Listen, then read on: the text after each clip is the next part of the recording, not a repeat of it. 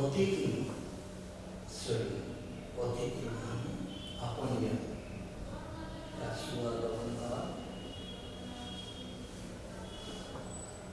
माँ का स्नेह आशीर्वाद सबको खुशी होए प्रार्थना। मीटिंग का उद्देश्य यद्यपि पहले ही उल्लेख किया गया इन्विटेशन में है, फिर भी एक ही सेंटेंस में ही माँ का नाम से जो ये हॉस्पिटल है इसका ओवरऑल डेवलपमेंट,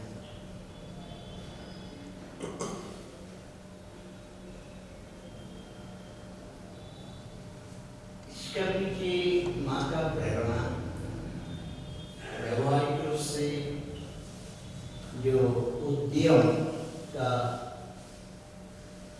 प्रधान एक उद्योगता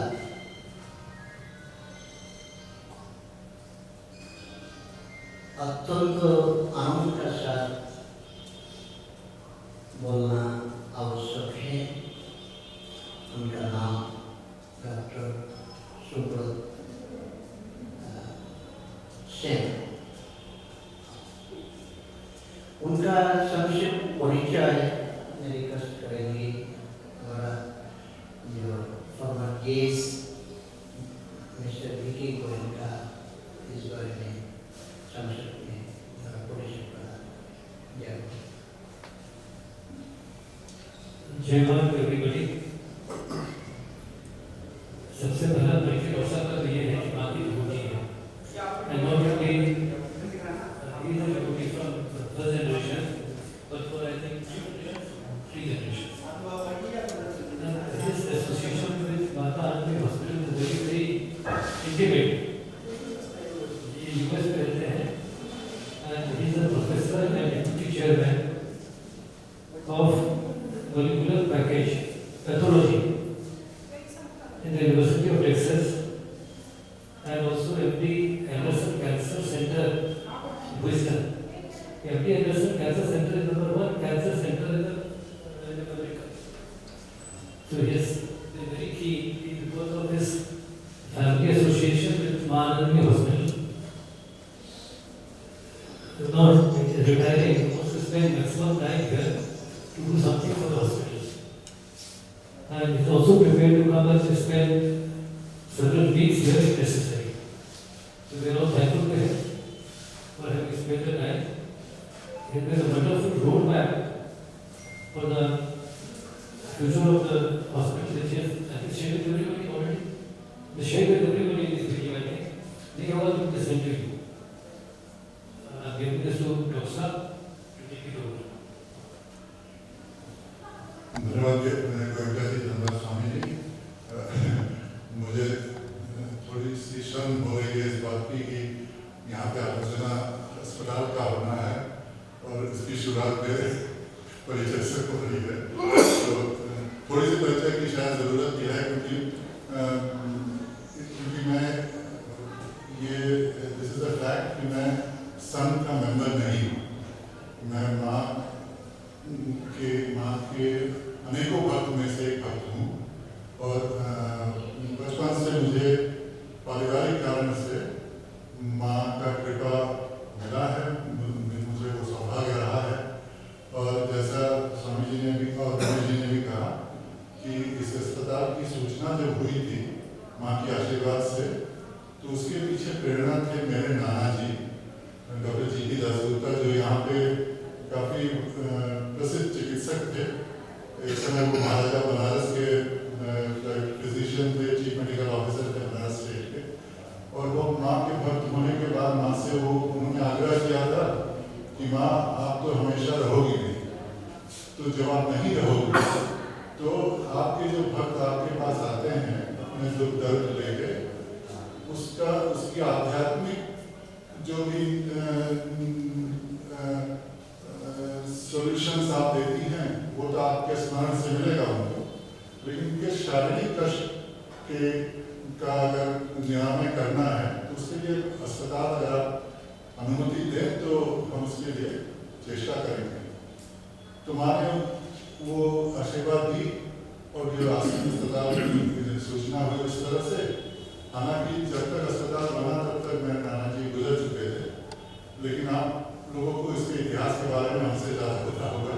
मैं बचपन में देखता था किस तरह से इसकी शुरुआत हुई थी, और यहाँ पे एक बहुत बड़ी रिसोर्स बनारस में जो रही है वो BHU के मेडिकल इंस्टीट्यूट के यहाँ होने से रही है, जहाँ के रिनाउंड प्रोफेसर्स, रिटायर्ड प्रोफेसर्स वो अपनी सेवा वॉलंटरीली देते रहे हैं, और हमारा सबका सौभाग्य है कि आज भी वो हमें मिल रहा है। मतलब आज अगर आप हमें देखें, यहाँ पे जो लोग बैठे हुए हैं, there are renowned physicians who are still volunteering their time, और उनका परिचय मैं क्या दूँ, मैं तो बहुत छोटा हूँ उनके सामने। वो अपनी बातें रखेंगे हमारे सामने, तो वो आप पता कर लें कि वो कौन है, जिनकी परिचय देने की गुंजाइश शायद यहाँ पे नहीं है, जो लोग उनको जानते हैं बनारस में रहते हुए। खैर, इसकी शुरुआत इस तरह से हुई कि कुछ सालों में जब मैं आता रहा हूँ तो देख रहा था कि अस्पताल जिस उद्देश्य से बना था वो शायद अब उतना रह नहीं पा रहा है। उसका कारण ये नहीं कि किसी ने कोशिश नहीं की, जो लोग रहे हैं वो लोग सब में अपने अपने तरीके से वो लोग कोशिश करते रहे हैं, लेकिन इसका जो एडमिनिस्ट्रेटिव स्ट्रक्चर है वो ठीक से नहीं बन पा रहा है, और उसके लिए कोई पर्सनली उसके लिए रिस्पॉन्सिबल नहीं है। कलेक्टिवली हम लोग साथ नहीं आ पाए हैं, जिसके कारण से इसका स्टैंडर्ड ऑफ केयर जो है वो उतना मेंटेन नहीं हो पा रहा है जितना माँ आनंदमयी चाहती थी और जिसके उद्देश्य से ये बना था। तो उस समय जब मैं लोगों से मैंने बात करनी शुरू की, तो मैं पहले हमारे पुराने जो हमारे शिक्षक रहे हैं, कलीग रहे हैं, उन लोगों से बात की। उनमें से 2 लोग आज हमने उनको बुलाया है, वो यहाँ पे हैं, प्रोफेसर राजीव रमन है।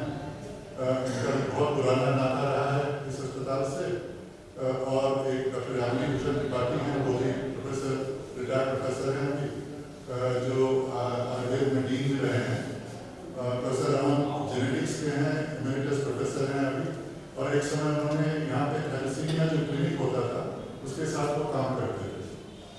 तो उन लोगों से बात मैंने पहले शुरू की, फिर उन्होंने कहा कि हाँ इसकी इम्प्रूवमेंट की बहुत ज़रूरत है, और फिर मैं I started getting in touch with the some members, और आई मस्ट से ये बहुत कहना ज़रूरी है कि सबने ये कहा कि हाँ अस्पताल की इम्प्रूवमेंट की बहुत सारी ज़रूरत है, लेकिन उसके लिए सबको साथ आना पड़ेगा, और वो साथ आने के लिए ये ज़रूरी है कि हम आपस में बात करना शुरू करें।